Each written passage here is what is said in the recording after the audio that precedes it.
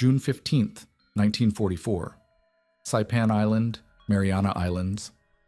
Lieutenant Jack Walker crouched beside the smoking wreck of what Japanese doctrine called their standard light tank, the Type 95 Heigo.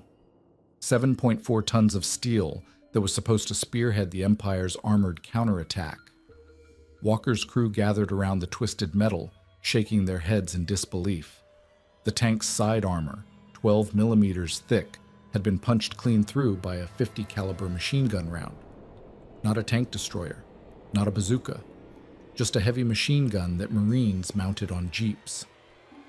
Walker ran his fingers along the jagged hole where the bullet entered one side of the turret and exited the other. The Japanese had built this tank in 1933, believing speed and mobility would triumph over heavy armor in jungle warfare. They were fighting the last war. But as Walker peered through that bullet hole into the cramped interior where 3 men had tried to operate as a team, he realized something that would change everything about how this Pacific campaign would unfold. The Japanese weren't just outgunned, they were fighting with museum pieces. Walker's boots crunched through the coral sand as he approached the second wrecked Heigo that morning. The stench of burned fuel and cordite hung heavy in the humid Pacific air. His Sherman tank, call sign Devil Dog 3, sat hull down behind a cluster of coconut palms, its 75mm gun still warm from the previous engagement. The Marines had been on Saipan for 3 days, and already the island's jungle floor was littered with the twisted remains of Japanese armor. The Hago before him told a story that contradicted everything Walker had been briefed about Japanese tank capabilities. Intelligence reports from Guadalcanal and Tarawa had warned of formidable armored resistance.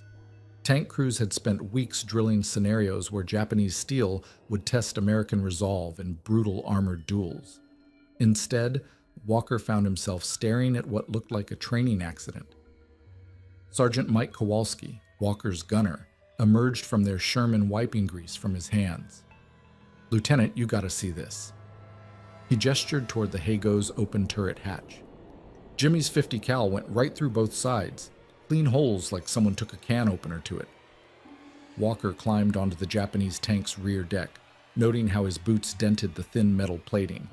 The Heigo's armor specification of 12 millimeters suddenly became visceral reality under his weight.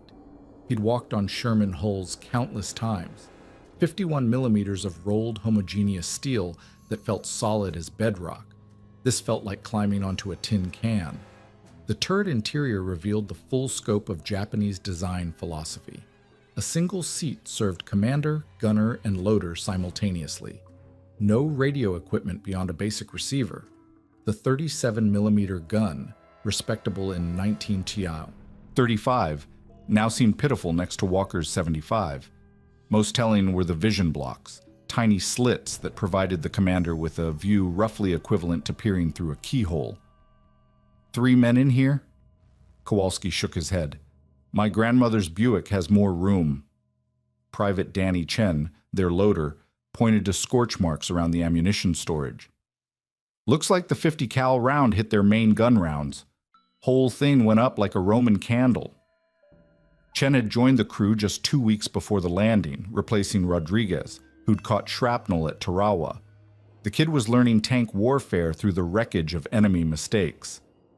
Walker pulled out his field notebook and began sketching the Hago's internal layout. Division intelligence would want detailed reports on Japanese armor capabilities, but more importantly, Walker was beginning to understand something profound about industrial warfare. This wasn't just about superior American tanks, it was about the collision between 2 entirely different philosophies of armored combat. The radio in Walker's Sherman crackled to life. Devil Dog 3! Devil Dog 3!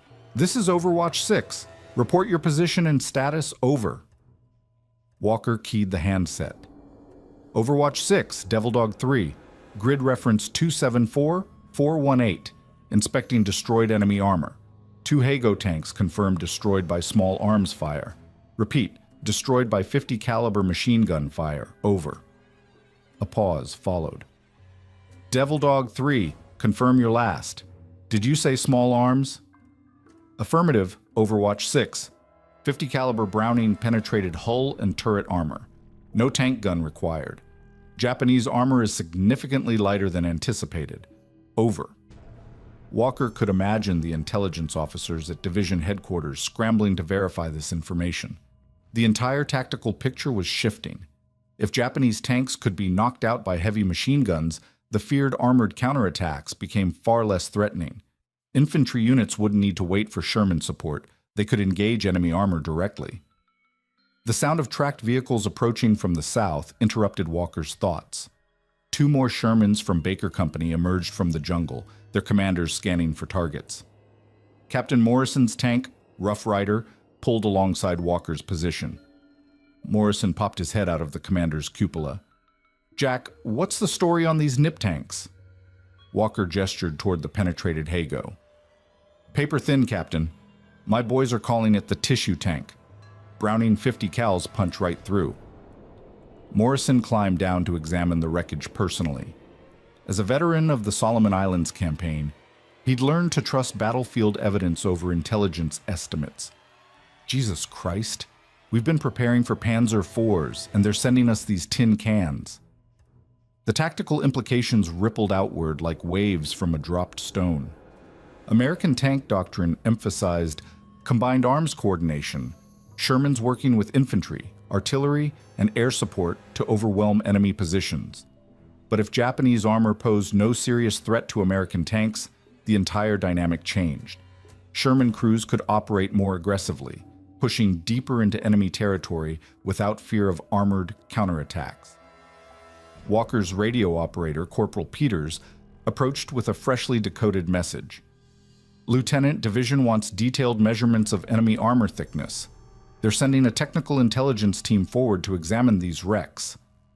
As Walker prepared his initial report, he reflected on the strategic ramifications. The Japanese had built the Hago for a different kind of war, rapid advances through China's vast territories, supporting infantry assaults against opponents who lacked modern anti-tank weapons. In that context, the Hago's speed and reliability made tactical sense. Light armor meant faster production, easier logistics, and better mobility across difficult terrain. But the Pacific War of 1944 demanded different capabilities. American industrial capacity was producing Shermans by the thousands, each equipped with radios, better optics, and armor designed to withstand contemporary anti-tank weapons. The 50 caliber Browning M2, with its 12.7 millimeter rounds and muzzle velocity of 890 meters per second, had been designed for aircraft defense and long-range infantry support. Against 12 millimeter armor, it became an impromptu tank destroyer. Private Chen discovered something else interesting in the Hago's fighting compartment, a small wooden box containing what appeared to be personal effects. Letters written in Japanese characters, a photograph of a young woman, and a small Buddha statue wrapped in silk cloth. The human dimension of armored warfare suddenly asserted itself. Somewhere in Japan, families waited for news from tank crews who'd climbed into obsolete machines and driven toward American guns. Walker carefully placed the personal items in a separate container. Division intelligence would want to examine them, but Walker made a mental note to ensure they eventually reached the proper authorities for repatriation. War was about destroying enemy capabilities, not erasing enemy humanity. The afternoon sun cast long shadows across the battlefield as Walker's crew completed their inspection. 3 Hago tanks lay destroyed within a 500-meter radius, all victims of weapons other than tank guns. One had been knocked out by a bazooka, its 2.36-inch rocket warhead more than adequate to penetrate the light armor. Another showed the distinctive damage pattern of multiple 50 caliber hits. The crew had apparently abandoned the vehicle after the first few rounds punched through. As Devil Dog 3 prepared to advance toward the next objective, Walker took one final look at the destroyed Japanese armor. The Hago represented more than just obsolete technology. It embodied the collision between pre-war assumptions and wartime reality. Japanese designers had optimized for the wrong war, American industry had scaled for the right one, and tank crews on both sides were learning the consequences of those decisions measured in twisted steel and human lives. The radio crackled again with new orders. Devil Dog 3 would advance toward the airfield, where intelligence reported additional Japanese armor concentrations. Walker settled into his commander's position, but his mind remained focused on the fundamental shift he'd witnessed.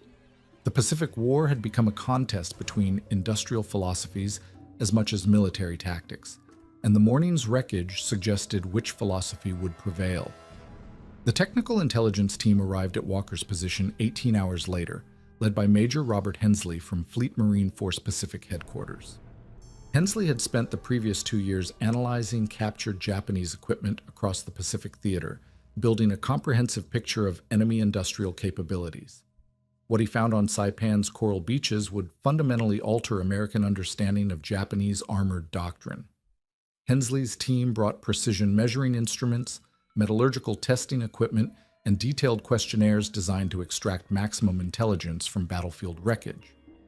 As they began their systematic examination of the Heigo tanks, patterns emerged that revealed the depth of Japan's strategic miscalculation. The armor measurements confirmed Walker's field observations with disturbing precision.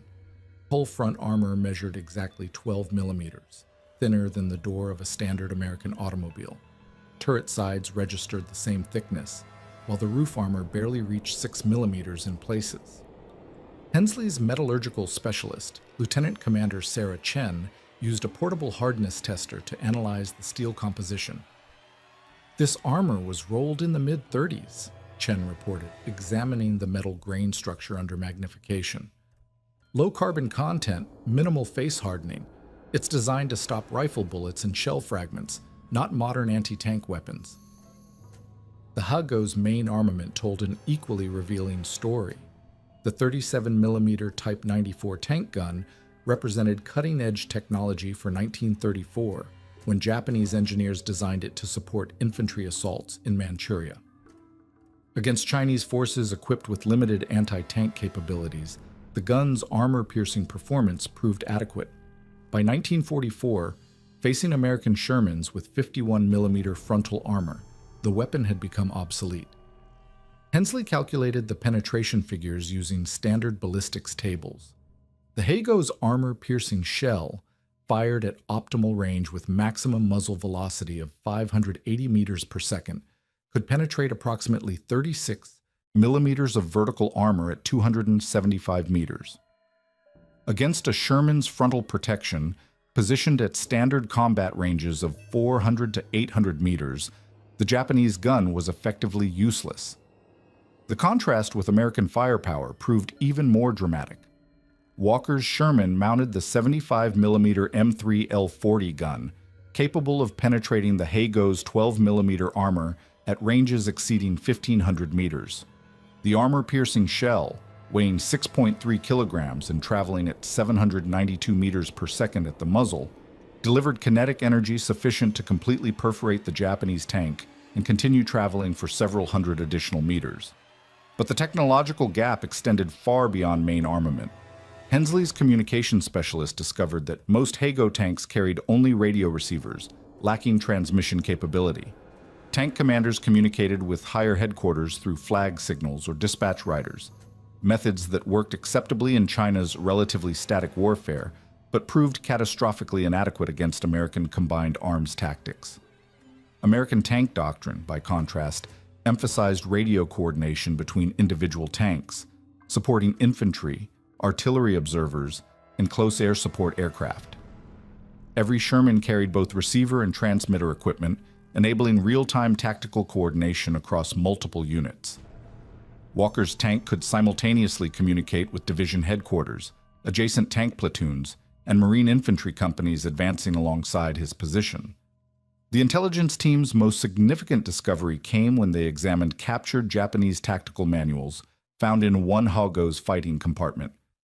The documents, translated by a Japanese-American Marine linguist, revealed the doctrinal assumptions underlying Heigo employment.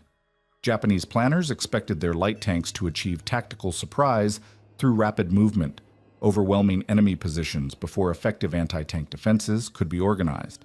This doctrine had succeeded brilliantly during the early war period. Heigo tanks spearheaded successful offensives in Malaya, where British forces lacked adequate anti-tank weapons. In the Philippines, American and Filipino defenders possessed few weapons capable of penetrating even 12mm armor at combat ranges. The Japanese concluded that light, fast tanks represented optimal design for Pacific warfare. By 1944, however, every American infantry regiment carried 60mm mortars, 2.36-inch bazookas, and 57mm anti-tank guns as standard equipment. Marine units additionally deployed 50-caliber machine guns in anti-materiel roles, having discovered their effectiveness against Japanese fortifications during previous campaigns.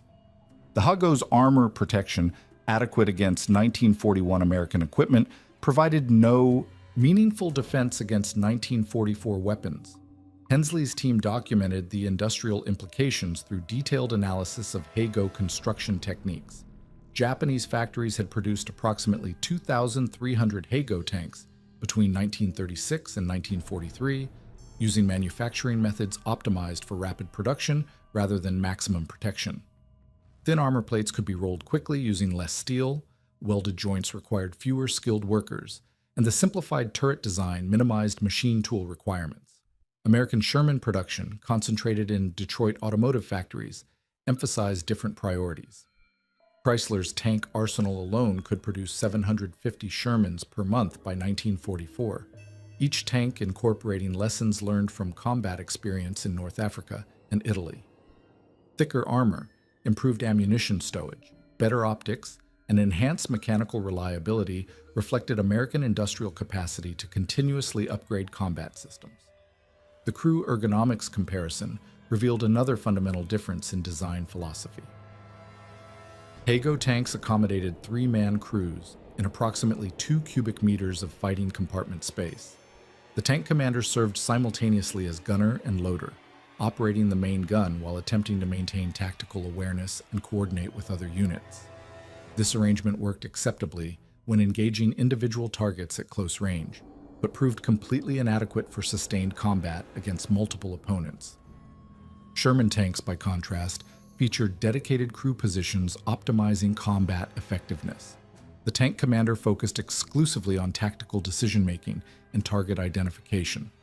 A dedicated gunner operated the main armament with precision optics and powered traverse mechanisms.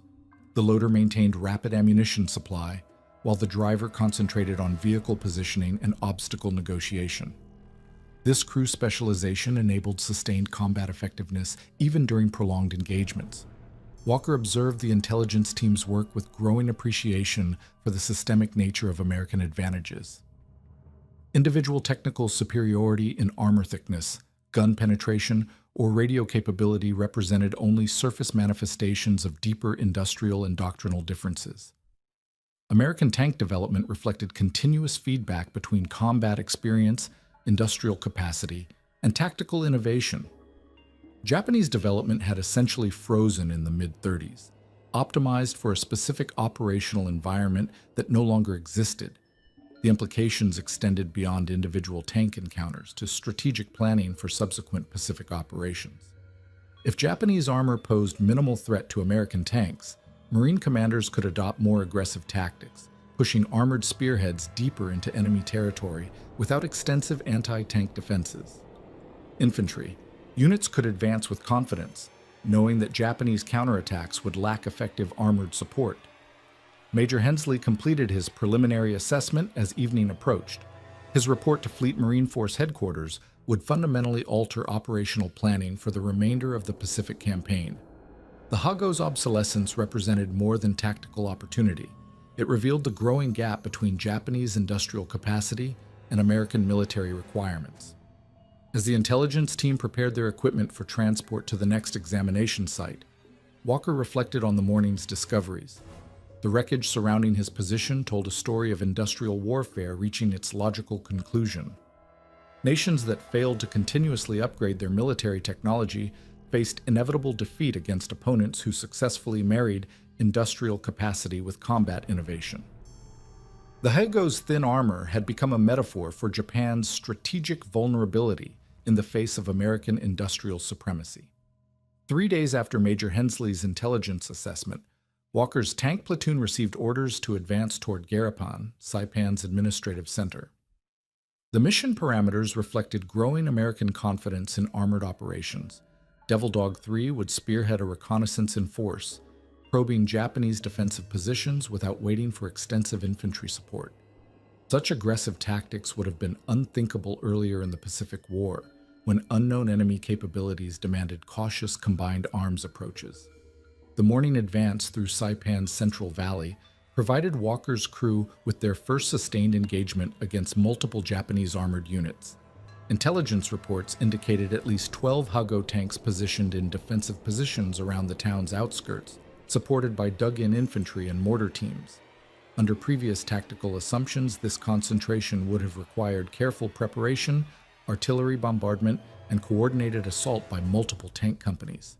Now, Walker's 4-tank platoon moved forward with casual confidence born of technical superiority.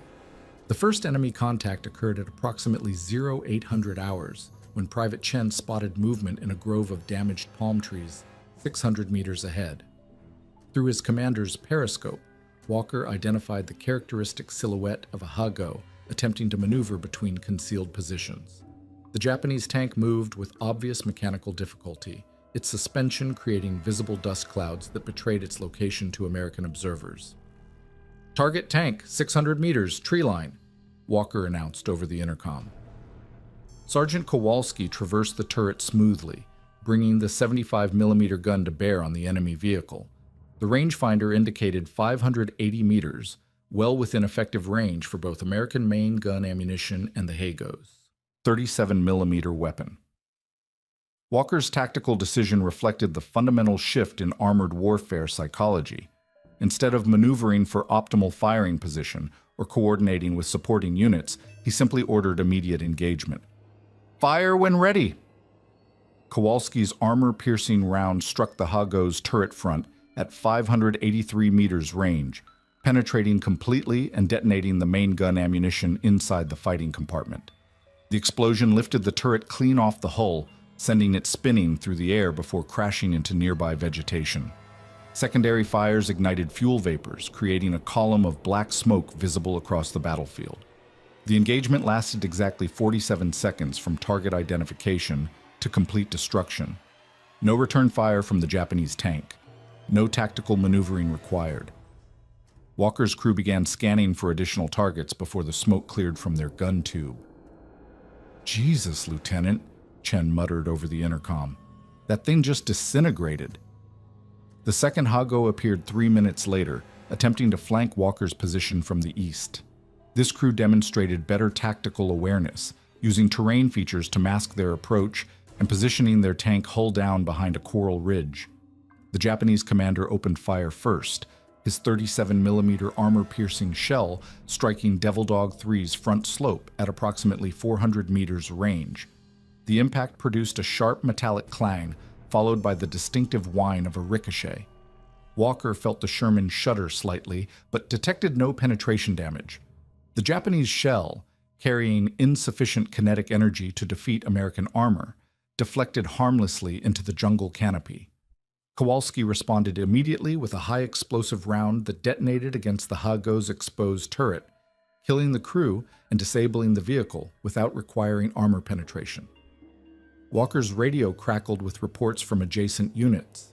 Lieutenant Morrison's tank, Rough Rider, had destroyed 2 Hago tanks in a rapid succession, using only high-explosive ammunition. Staff Sergeant Williams reported knocking out another Hago with his .50 caliber machine gun after the Japanese crew abandoned their immobilized tank and attempted to escape on foot. The pattern repeated across the entire front. American units were achieving tactical objectives with minimal resistance from Japanese armored forces. The psychological transformation within Walker's crew became apparent as they continued their advance.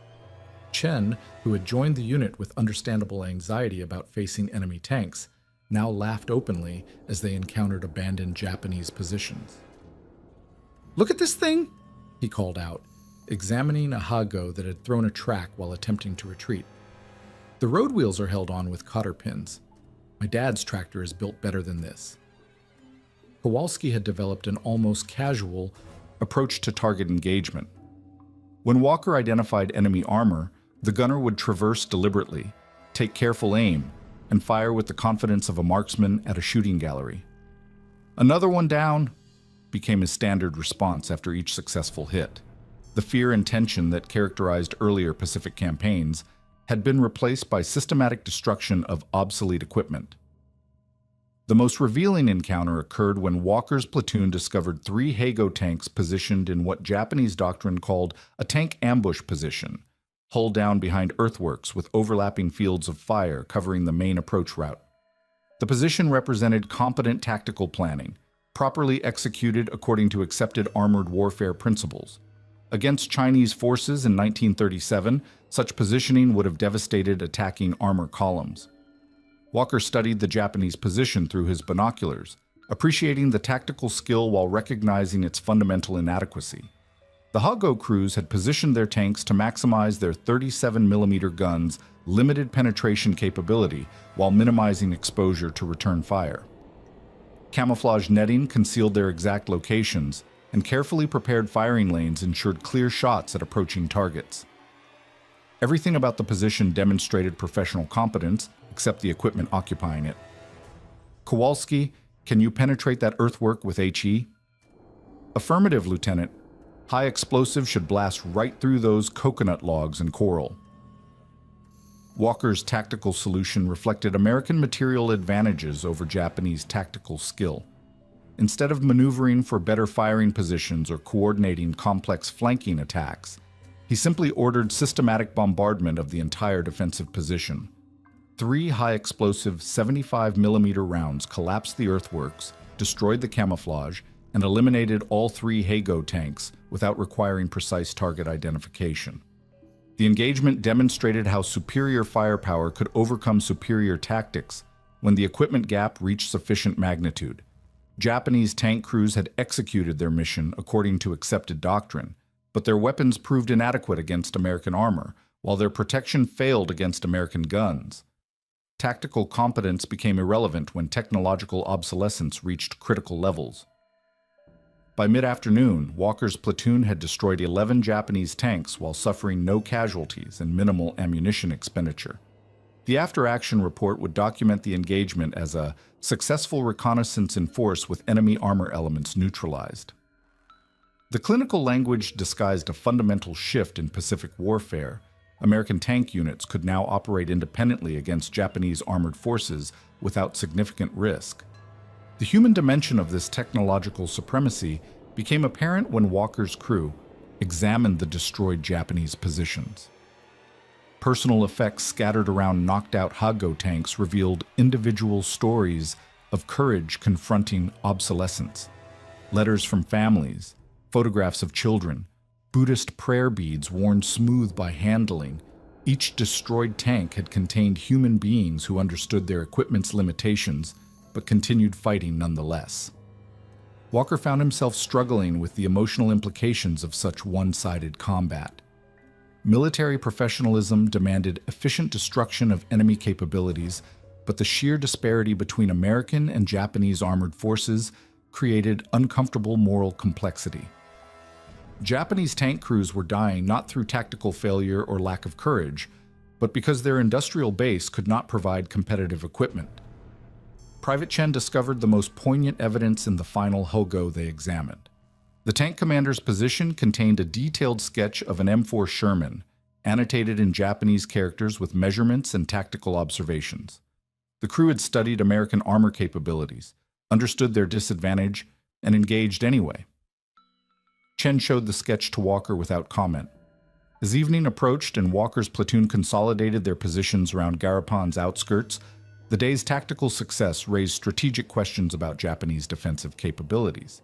If enemy armored forces posed no meaningful threat to American operations, subsequent Pacific campaigns could proceed with dramatically different tactical assumptions. The implications extended beyond individual engagements to fundamental questions about Japanese ability to resist American industrial supremacy. Walker wrote in his field journal that evening, attempting to capture the day's significance. "We are not fighting tanks anymore. We are destroying museum pieces crewed by brave men who deserve better equipment. The war has become a contest between American factories and Japanese courage. Courage is not enough." Walker's confidence in American armored superiority received a jarring correction on the morning of June 22nd, when his platoon encountered Japanese forces that had learned to adapt obsolete equipment to new tactical realities. The engagement began routinely, Devil Dog 3 advancing through Garapan's residential district, methodically clearing suspected tank positions reported by Marine infantry. Walker expected another series of one-sided encounters against Hago tanks attempting conventional armored tactics. Instead, he found empty positions and abandoned equipment. The Japanese had vanished, leaving behind only track marks in the coral dust and camouflage netting draped over vacant earthworks. Walker's initial assumption was tactical withdrawal. Japanese commanders had recognized their armored disadvantage and repositioned their forces to more defensible terrain. The truth proved more disturbing. At approximately 10:30 hours, Private Chen spotted movement in a collapsed concrete building 400 meters ahead. Through binoculars, Walker identified what appeared to be a Hago tank partially buried in rubble, its turret barely visible above broken masonry. The positioning seemed accidental, perhaps the result of American artillery bombardment that had trapped the Japanese crew in their vehicle. Walker ordered Kowalski to engage with high explosive ammunition, expecting routine destruction of another immobilized target. The 75mm round detonated against the concrete rubble, sending fragments cascading across the position. When the smoke cleared, the Hago remained in position, its turret traversing slowly toward Walker's Sherman. The return fire surprised Walker's crew with its accuracy. The Japanese 37mm armor-piercing shell struck Devil Dog 3's front slope at precisely the optimal angle for penetration, but the American armor held. What concerned Walker was not the failed penetration, but the tactical competence demonstrated by the enemy crew. They had achieved surprise, selected proper ammunition, and engaged at effective range despite their vehicle's apparent immobilization. Kowalski's second high-explosive round revealed the true nature of the Japanese position. The Hago was not trapped by rubble. It had been deliberately emplaced as a static fighting position. The crew had removed the engine, welded additional armor plates to the turret front, and created firing ports in the surrounding masonry. The tank had been converted from a mobile weapons platform into an improvised pillbox, maximizing its limited capabilities while minimizing exposure to American firepower. "Son of a bitch," Kowalski muttered over the intercom. "They turned it into a bunker." The tactical implications rippled through Walker's assessment of the engagement.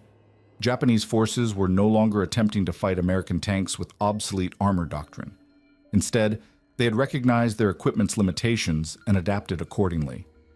The Hago's thin armor, inadequate for mobile warfare, provided reasonable protection in static defensive positions.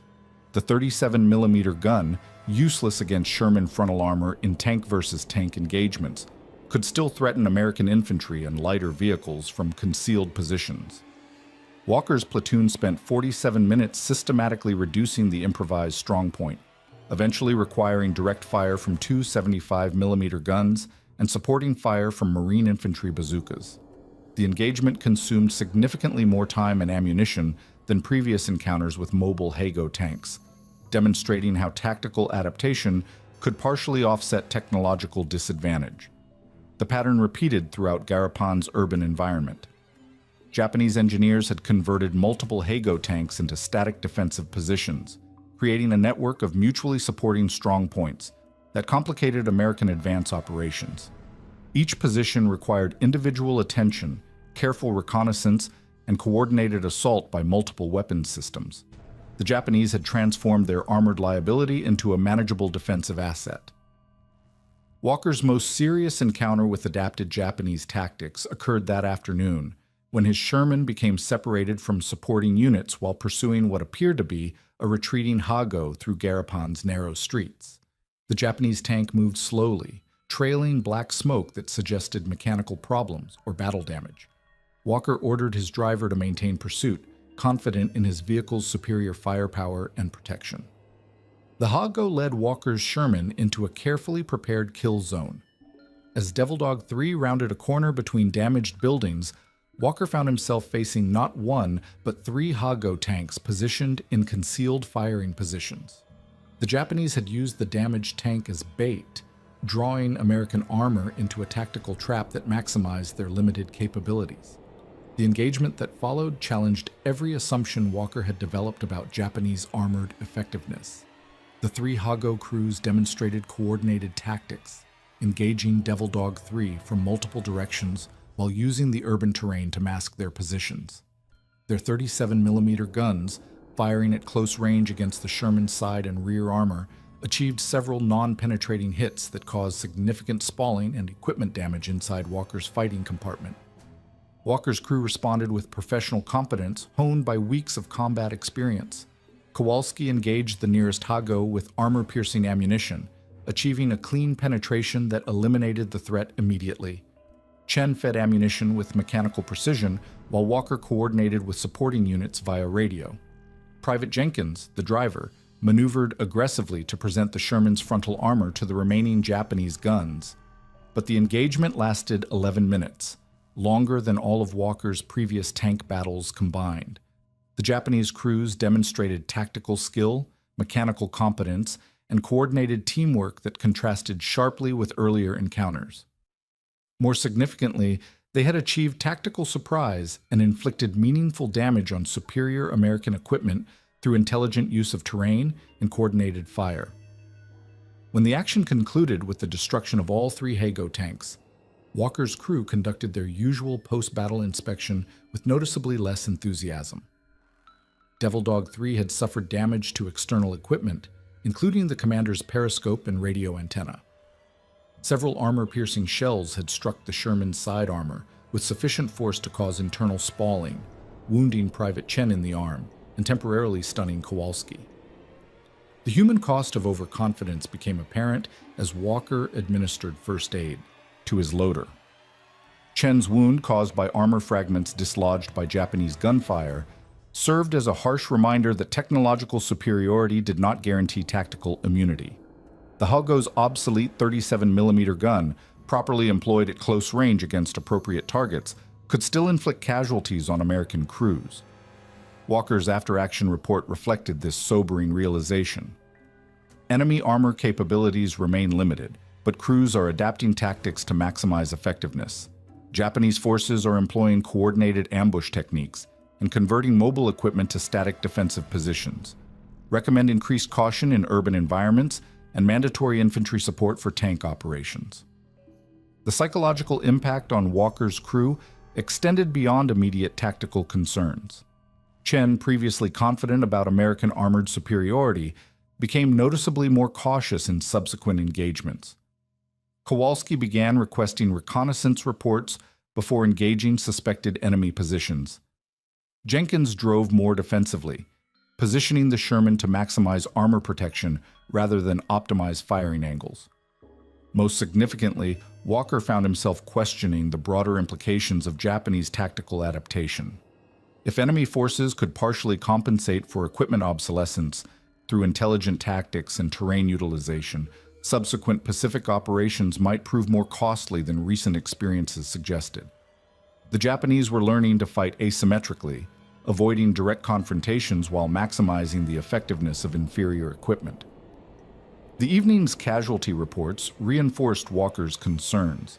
American tank losses remained minimal, but crew casualties had increased as Japanese forces adopted more sophisticated defensive tactics. The easy victories of previous days were giving way to grinding urban combat that tested American advantages in new ways. Technological supremacy remained decisive, but tactical competence could still exact significant costs from overconfident opponents. Walker wrote in his journal that night, his hand still trembling slightly from the afternoon's engagement. The Hago is still obsolete, but the crews are getting smarter. They've stopped trying to fight our war and started fighting their own.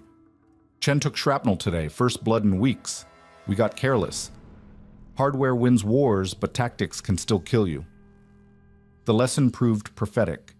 American forces would continue their inexorable advance across the Pacific, supported by overwhelming industrial advantages and superior equipment. But the cost would be measured in young men like Chen, who learned that courage and superior technology could not entirely substitute for tactical wisdom and respect for determined opponents fighting on their own terms. The fall of Saipan on July 9, 1944, marked more than territorial conquest. It represented the definitive collapse of Japanese light tank doctrine in the face of American industrial warfare. Walker stood in the shadow of Mount Tapachau, surveying a battlefield littered with the remnants of the 9th Tank Regiment's final counterattack. 44 Japanese tanks had participated in the desperate nocturnal assault 3 weeks earlier. 31 Heigo and Type 97 medium tanks now lay scattered across the Coral Plains, their twisted hulls serving as monuments to tactical obsolescence. The strategic implications of Japanese armored failure extended far beyond Saipan's beaches. Fleet Marine Force Pacific had already incorporated lessons learned from Hago encounters into planning for subsequent operations. Tinian, scheduled for assault in late July, would see American tank companies operating with unprecedented independence. Commanders who had previously allocated extensive anti-tank resources for defensive operations could now commit those assets to offensive roles, confident that Japanese armor posed minimal threat to advancing Marine units. Walker's crew had survived the campaign with battle damage but intact morale. Private Chen's arm wound had healed during the final weeks of fighting, leaving him with a Purple Heart and renewed respect for Japanese tactical adaptation. Sergeant Kowalski had been promoted to Staff Sergeant after demonstrating consistent accuracy under combat conditions. The crew's transformation from cautious tank operators to confident armored specialists reflected the broader evolution of American Pacific tactics. The human dimension of technological supremacy remained complex. Walker found himself increasingly troubled by the disparity between American material advantages and Japanese human sacrifice. During the final days of organized resistance, his crew had encountered Heigo tanks crewed by wounded Japanese soldiers who continued fighting despite obvious equipment failures.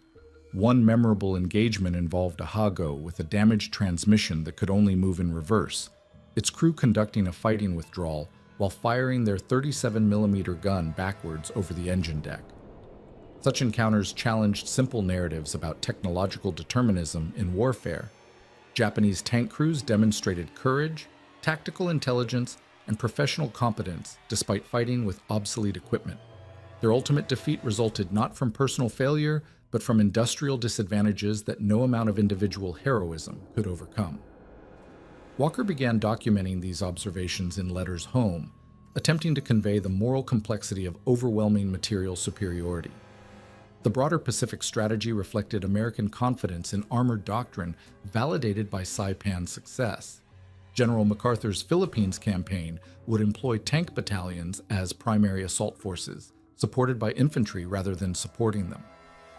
Admiral Nimitz's Central Pacific operations planned to use Sherman tanks as breakthrough weapons, exploiting Japanese inability to counter American armor with effective anti-tank defenses. The Hago's demonstrated vulnerability had fundamentally altered operational planning across the entire theater. Walker's unit received orders for Tinian on July 20th, just 11 days after Saipan's fall. The abbreviated preparation time reflected supreme confidence in American tactical supremacy. Previous amphibious operations had required months of planning, extensive reconnaissance, and careful coordination between multiple services. Tinian would be assaulted with casual expectation of success, based largely on Japanese armored weakness revealed during the previous campaign. The Tinian landing proceeded exactly as planned.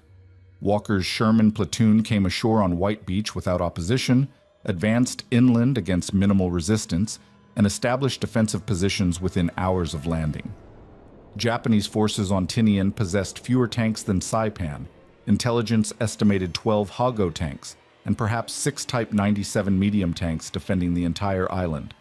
Such limited armored strength could not meaningfully contest American operations.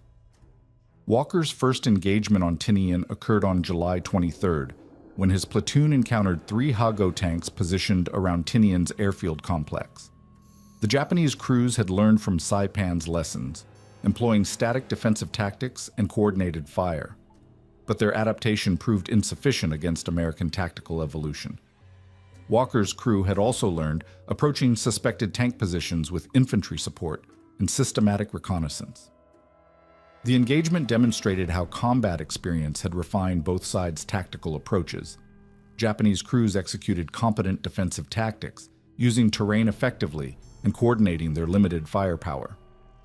Walker's crew responded with professional techniques honed during weeks of armored combat. The result remained predictable, complete American victory, but the process had become more methodical and less costly in American casualties. The psychological transformation within Walker's crew reflected broader changes in American Pacific warfare. Chen no longer expressed amazement at Ha-Go destruction, but approached each engagement with workmanlike competence. Kowalski had developed almost supernatural accuracy with the 75mm gun, routinely achieving first-round hits at maximum effective range. Jenkins drove with instinctive understanding of terrain advantages and optimal positioning for armored combat. Most significantly, Walker had evolved from tank commander to armored warfare specialist. His tactical reports influenced divisional doctrine, his equipment recommendations reached procurement offices in Washington, and his crew training methods were adopted by other units. The Ha-Go's inadequacy had created opportunities for American innovation that extended far beyond individual engagements. The final Ha-Go destruction on Tinian occurred on August 1st, when Walker's platoon discovered two Japanese tanks abandoned by their crews near the island's northern coastline. The vehicles showed no battle damage, but had been immobilized by mechanical failures, thrown tracks, seized engines, and broken suspension components. Japanese maintenance capabilities had proven as inadequate as their armored protection, creating additional vulnerabilities that American forces could exploit. Walker's inspection of the abandoned tanks revealed the full scope of Japanese logistical challenges. Both Ha-Go vehicles contained improvised replacement parts, jury-rigged repairs, and evidence of prolonged mechanical stress. One tank's engine had been partially disassembled for parts, cannibalized to keep its companion operational.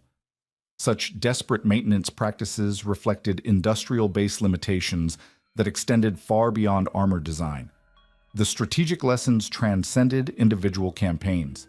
American industrial capacity could sustain continuous equipment improvement, battlefield modification, and rapid replacement of combat losses. Japanese forces, operating with fixed inventory and minimal replacement capability, faced inevitable degradation of combat effectiveness over time. The Ha-Go's obsolescence represented merely one manifestation of systemic Japanese disadvantage in prolonged industrial warfare. Walker's final Pacific combat occurred during the Philippines campaign, where his crew encountered Type 97 medium tanks that represented Japan's most advanced armored technology. Even these improved vehicles, with thicker armor and larger guns, proved inadequate against American firepower and tactics refined through months of Ha-Go encounters. The pattern remained consistent. Japanese courage and tactical competence could not overcome fundamental equipment disadvantages. The war's end found Walker at Yokohama Naval Base, supervising the collection and analysis of captured Japanese armored vehicles. Among the specimens was a pristine Ha-Go tank, factory fresh but never deployed due to fuel shortages and crew training limitations. Walker examined the vehicle with professional interest, noting design features that had seemed threatening in intelligence reports but proved irrelevant in actual combat. 50 years later, Walker returned to Saipan as part of a veterans commemoration ceremony. The island's jungle had reclaimed most battlefield sites, but scattered Ha-Go wrecks remained visible among the vegetation. Walker stood beside one particularly well-preserved hull, remembering the crew who had died inside during that long-ago morning encounter. His companion was Hiroshi Yamamoto, a former Ha-Go commander who had survived the 9th Tank Regiment's destruction. The two veterans shared a moment of understanding that transcended language barriers and former hostilities. Yamamoto spoke through an interpreter. "We knew our tanks were inadequate. We hoped our spirits were stronger." Walker nodded, recognizing the fundamental tragedy of technological warfare. "Your spirits were strong enough, but steel and numbers counted more than courage." They stood together in comfortable silence, two professionals who understood that individual heroism, while admirable, could not overcome industrial-scale disadvantages in modern warfare. The Hago's legacy extended beyond tactical obsolescence to broader questions about technological determinism in human conflict. Walker's experience demonstrated how material advantages, once reaching critical thresholds, could override traditional military virtues like courage, tactical skill, and professional competence. The implications resonated through subsequent decades of warfare, where technological superiority increasingly determined strategic outcomes regardless of individual human qualities.